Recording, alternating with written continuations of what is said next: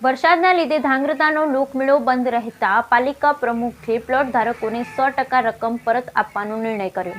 આખરે ધાંગ્રધા પાલિકા દ્વારા મેળાના પ્લોટ ધારકોને 100% રકમ પરત કરવાનો નિર્ણય લઈને એક જાહેર મીટિંગ દ્વારા વિધિવત જાહેરાત કરવામાં આવી હતી। ઉલ્લેખનીય છે કે શ્રાવણ વદ સાતમથી દસમ એટલે સૌરાષ્ટ્ર આખામાં મેળાની રમઝટ બોલાતી હોય છે। એમાં પણ ધાંગ્રધાનો લોકમેળો રાજ્યભરમાં વિખ્યાત છે। ત્યારે ધાંગ્રધા સાથે સુરેન્દ્રનગર, અમદાવાદ, મોરબી અને અન્ય જિલ્લાઓમાંથી પણ લોકો આ મેળાની મજા માણવા ખાસ ધાંગ્રધાના મહેમાન બનતા હોય છે। ત્યારે આ વર્ષે રાજ્ય આખામાં અને ખાસ કરી સૌરાષ્ટ્ર કચ્છમાં જે પ્રકારે ધોધમાર વરસાદ વરસ્યો તેના લીધે અન્ય લોકમેળાની જેમ ધાંગ્રધાનો પણ મેળો ફરજિયાત બંધ રાખવાની ફરજ પડી હતી।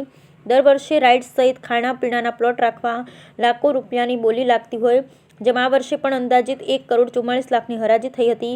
જે પણ કુદરતની ફ્રૂર થપાટ સાથે પ્લોટ ધારકો અસહાય અને નિરાશ બન્યા। પણ એવા સમયે ધાંગ્રધા પાલિકા પ્રમુખ કુલદીપસિંહ ઝાલાએ અને પાલિકા ચીફ ઓફિસર મંટીલ પટેલ દ્વારા રાઇડ્સ અને ખાણીપીણી સહિતના અન્ય પ્લોટ ધારકો માટે વિચારી પ્લોટની 100% રકમ પરત કરવાનો મહત્વનો નિર્ણય લીધો। જોકે આ તકે ધાંગ્રધા હળવદના ધારાસભ્ય પ્રકાશભાઈ વરમોરાએ પાલિકા પ્રમુખના નિર્ણયને આવકાર્યો અને ધાંગ્રધાના મેળાને ખૂબ જ નામનાવાળો બનાવવા બદલ પ્લોટ્સના નાના મોટા બોલી ધારકોને પ્રશંસા કરી। ધાંગ્રધા પાલિકા ખાતે મેળાના પ્લોટના અનેક બિલો ધારકોની એક મિટિંગ યોજવામાં આવી, જેમાં ધારાસભ્ય પ્રકાશભાઈ વરમોરા, મેળા કમિટીના ચેરમેન પ્રહલાદસિંહ પઢિયાર, પ્રમુખ કુલદીપસિંહ ઝાલા અને ચીફ ઓફિસર મંટીલ પટેલ દ્વારા આ નિર્ણય લઈ સૌને ખુશીના સમાચાર આપવામાં આવ્યા। Bureau report Hitesh Rajpara, Dhrangadhra.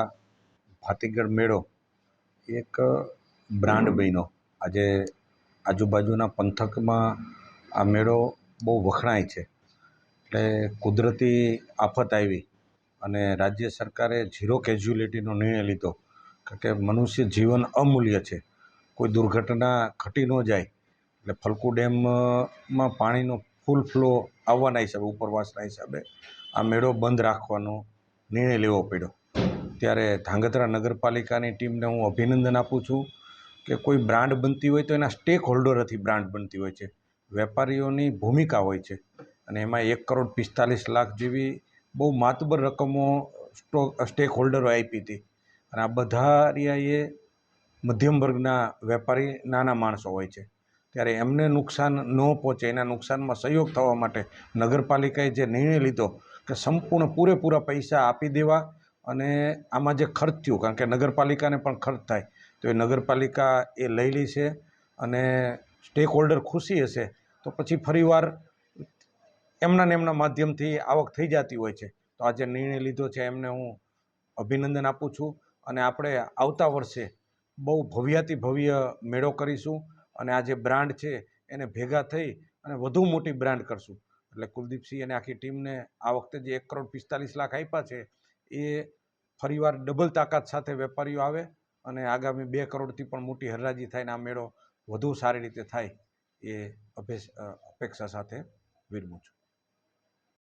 ધાંગધ્રા નગરપાલિકા દ્વારા આયોજિત 2024-25નો ભવ્ય ભાતીગઢ મેળો, જે ખૂબ સરસ રીતે એનું આયોજન થયેલું હતું અને ઉદ્ઘાટન પણ ખૂબ સરસ રીતે થયું હતું, જેમાં આપણા રાજ્યના કેબિનેટ મંત્રી મુળુભાઈ બેરાના હસ્તે આપણે ઉદ્ઘાટન કરાવેલું। પણ કમનસીબે અને કુદરત જે વરસાદના હિસાબે આપણે મેળો રદ કરવો પડ્યો। એનું કારણ એક જ હતું કે ધ્રાંગધ્રામાં બહુ ઓછો વરસાદ થયો હતો, ઉપરવાસમાં ઘણો બધો વરસાદ થયેલો, જેના હિસાબે ફલકુ ડેમ ભરાઈ ગયો અને આપણો શ્રાવણી મેળો જે રહ્યો એ ફલકુ નદીના કાંઠે યોજવામાં આવે છે।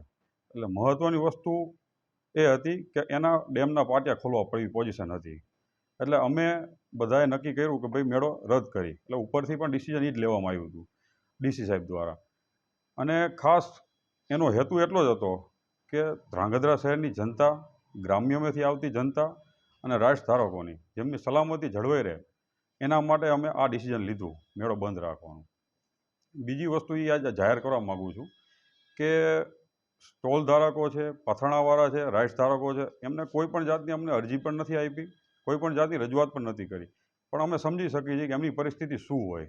એટલે અમે નગરપાલિકા દ્વારા એવું ડિસિઝન લેવામાં આવી છે કે આજે કંઈક અંશે એમને અમે લાભ આપી।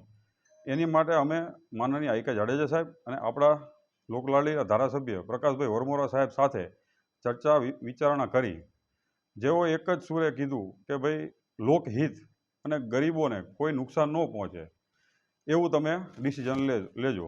એટલે અમે આ ડિસિઝન આજે હું મંટીલ કુમાર પટેલ સાહેબ, મેળા કમિટી ચેરમેન પ્રહલાદસિંહ, ઉપપ્રમુખ કારોબારી ચેરમેન પ્રવીણભાઈ, અમે બધા સાથી સુધારા સભ્યો બેઠા હતા અને સાથે આજે અમે એવું ડિસિઝન લીધું છે કે અમે